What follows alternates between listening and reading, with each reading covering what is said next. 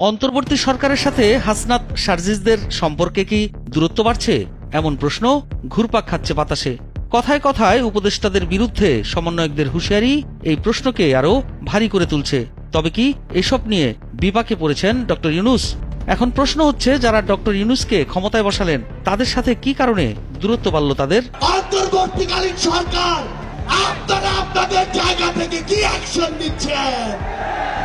5 মাস পরে কেন আমাদের আবার শহীদ মিনারে এক হতে হলো? 5 আগস্ট ছাত্র জনতার অভ্যুত্থানে শেখ হাসিনার সরকার পতনের পর দেশে সৃষ্টি হয় এক অরাজক পরিস্থিতি। এই কঠিন সময়ে শিক্ষার্থীরা শান্তিতে নোবেলজয়ী ডক্টর মোহাম্মদ ইউনূসকে দেশে ফিরে জাতির হাল ধরার আহ্বান জানান। অন্তর্বর্তী সরকারের প্রধান উপদেষ্টা হিসেবে শপথ গ্রহণ করেন হাসনাত সার্জিস নাহিদ আসিফদের অনুরোধে। কিন্তু যারা ডক্টর ইউনূসকে ক্ষমতায় বসালো, আজ তারাই তাকে নানা কারণে হুঁশিয়ারি দিচ্ছেন। তবে কি বিশ্বাস আর সম্পর্কে ফাটল ধরেছে? আমরা হুঁশিয়ার করে বলতে চাই, আমরা আবারও রাজপথে নামবো। কথা ছিল বৈষম্য বিরোধী ছাত্র আন্দোলনের নেতৃত্ব 31 ডিসেম্বর কেন্দ্রীয় শহীদ মিনার থেকে জুলাই বিপ্লবের ঘোষণাপত্র প্রকাশ করবেন, কিন্তু তা হলো না। রাতারাতি বদলে গেল কর্মসূচি। একই সমাবেশ স্থল, শুধু কর্মসূচি পরিবর্তন হয়ে গেল মার্চ ফর ইউনিটি বা ঐক্যের যাত্রায়। বাংলাদেশের বিভিন্ন প্রান্ত থেকে বৈষম্য বিরোধী ছাত্র আন্দোলন এবং জাতীয় নাগরিক কমিটির নেতাকর্মীরা জমায়েত হন শহীদ মিনারে।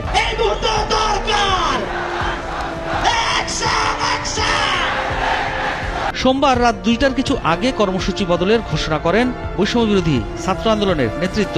সোমবার রাতেই প্রধান উপদেষ্টার প্রেস উইং থেকে জানানো হয়, গণঅভ্যুত্থানের একটি ঘোষণাপত্র তৈরির বিষয়ে উদ্যোগী হয়েছে অন্তর্বর্তী সরকার।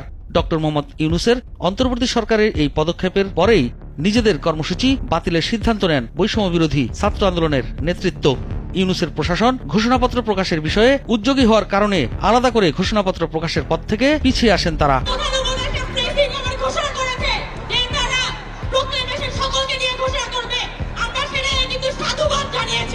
অন্তর্বর্তী সরকারের অন্যান্য উপদেষ্টাদের পাশাপাশি বৈষম্য বিরোধী ছাত্র আন্দোলনের 3 জন উপদেষ্টা রয়েছেন। এছাড়াও খোদ প্রধান উপদেষ্টাকেই তারা বসিয়েছেন মসনদে। তবে তাদের মাঝে হঠাৎ কেন এই দূরত্ব?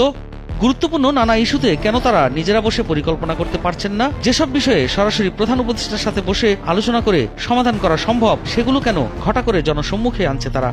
জনমনে প্রশ্ন উঠেছে, তাহলে কি সরকারের সাথে দূরত্ব বাড়ছে হাসনাত সার্জিসদের, নাকি সব লোক দেখানো? অনেক রাজনৈতিক দল নির্বাচনের জন্য পাগল হয়ে যাচ্ছে। আমরা তাদের উদ্দেশ্যে বলতে চাই, আমরা নির্বাচনের জন্য রক্ত দেইনি।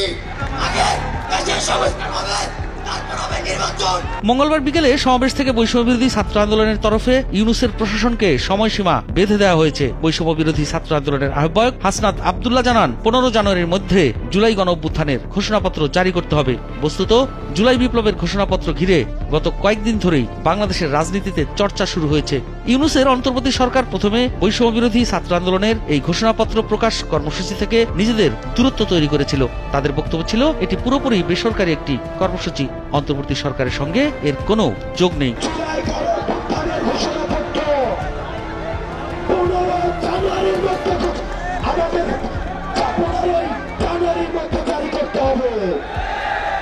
তবে সোমবার রাতে এক জরুরি প্রেস ব্রিফিং এ প্রধান উপদেষ্টার প্রেস সচিব শফিকুল আলম জানান, জাতীয় ঐক্যমতের ভিত্তিতে জুলাই গণঅভ্যুত্থানের একটি ঘোষণাপত্র তৈরি করতে উদ্যোগী হয়েছে অন্তর্বর্তী সরকার।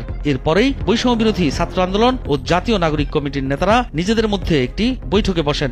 ওই বৈঠকের পরে রাত 1:45 নাগাদ বৈষম্য বিরোধী ছাত্র আন্দোলনের তরফে ঘোষণাপত্র প্রকাশের কর্মসূচি বাতিলের সিদ্ধান্ত জানানো হয়। আমাদের এই জুলাই বিপ্লবের সামগ্রিক বিষয়গুলো একটি ঘোষণাপত্রে লিখিতভাবে লিপিবদ্ধ থাকা প্রয়োজন।